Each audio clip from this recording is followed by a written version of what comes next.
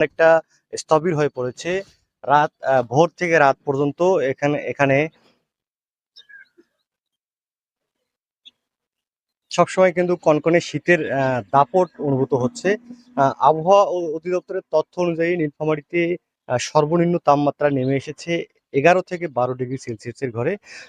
তবে স্থানীয়রা বলছেন যে কাগজে কলমের হিসেবের চেয়েও বাস্তবে ঠান্ডার অনুভূতি কিন্তু এখানে এই অঞ্চলে অনেকটাই বেশি। কারণ এই অঞ্চলে উত্তর ও পশ্চিম দিক থেকে বয়ে আসা শুষ্ক ও ঠান্ডা বাতাসের সঙ্গে যুক্ত হয়েছে ঘন কুয়াশা। ফলে দিনের বড় একটা সময় কিন্তু সূর্যের দেখা মিলছে না।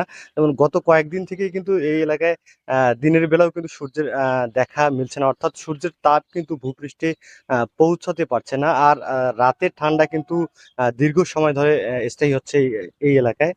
তবে বিশেষজ্ঞরা কিন্তু বলছেন যে নীলফামারী সহ রংপুর বিভাগের জেলাগুলোর ভৌগোলিক অবস্থানই কিন্তু এখানে শীতকে আরো তীব্র করে তোলে। একটু জানিয়ে রাখি যে হিমালয়ের পাদদেশের কাছাকাছি হওয়ায় শীতল বায়ু প্রবাহ প্রথমেই কিন্তু আঘাত হানে এই অঞ্চলে, বিশেষ করে রংপুরের নীলফামারী, দিনাজপুর ও পঞ্চগড় এলাকায়। পাশাপাশি নীলফামারীর নদী, তিস্তার চরাঞ্চল, খোলা মাঠ ও নিচু জমিতে কিন্তু কুয়াশা বেশি জমে থাকায় ঠান্ডার প্রকোপ আসলে কয়েকগুণ কিন্তু বেড়ে যায়।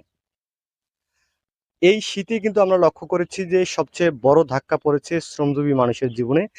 দিনমজুর, কৃষি শ্রমিক, ভ্যান ও রিক্সা চালকদের অনেকেই কিন্তু ভোরে কাজ শুরু করতে পারছেন না। কোথাও কোথাও সকাল 10টা-11টার আগে কিন্তু কাজ শুরুই করা যাচ্ছে না। ফলে শ্রমজীবীদের দৈনিক যে আয় সেটি কিন্তু অনেকটাই কমে যাচ্ছে। ফলে তাদের সংসার চালানো কিন্তু অনেকটাই কঠিন হয়ে পড়েছে। কৃষিক্ষেত্রেও কিন্তু এই প্রভাব পড়ছে। বিশেষ করে বড় বীজতলা এবং সবজি ক্ষেতের পরিচর্যায় বিঘ্ন ঘটছে বলে জানাচ্ছেন এই এলাকার কৃষকরা।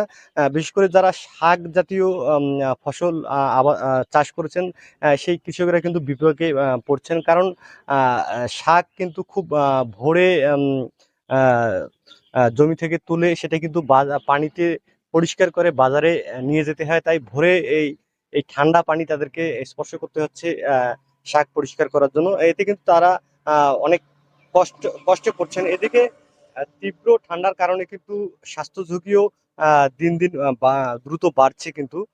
স্থানীয় হাসপাতাল ও উপজেলা স্বাস্থ্য কেন্দ্রগুলোতে আম ঠান্ডাজনিত জ ঠান্ডাজনিত জ্বর, সর্দি-কাশি, নিউমোনিয়া ও শ্বাসকষ্টে আক্রান্ত রোগীর সংখ্যা কিন্তু দিন, দিন বাড়ছে। বিশেষ করে শিশু ও বয়স্করা সবচেয়ে বেশি কিন্তু ঝুঁকিতে রয়েছেন।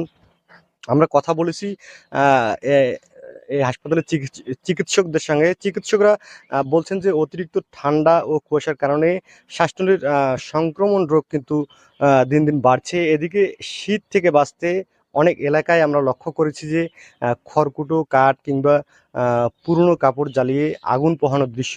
বিশেষ করে আম আ তিস্তা যে চর এলাকা এবং চর গ্রাম, বেড়িবাঁধ এই এলাকায় মানুষের এই দৃশ্য কিন্তু বেশি দেখা যাচ্ছে। কিন্তু এখানকার আ দরিদ্র ও অসহায় মানুষের জন্য আ পর্যাপ্ত শীতবস্ত্র কিন্তু এখনো প্রয়োজনের তুলনায় অপ্রতুল রয়ে গেছে। অনেক পরিবারই কিন্তু এখন পর্যন্ত আ কম্বল বা গরম কাপড় কিন্তু গায়ে জড়াতে পায়নি। যদিও স্থানীয় প্রশাসন ও জনপ্রতিনিধিরা বলছেন যে শীতার্ত মানুষের মাঝে বস্ত্র আ বিতরণ করা হচ্ছে। পর্যায়ক্রমে এই বিতরণ কিন্তু চলবে। তবে আ স্থানীয় যে বাসিন্দারা আছেন তারা কিন্তু দাবি করেছেন যে সরকারি ত্রাণ কার্যক্রমে বলা যায় যে নীলফামারী এখন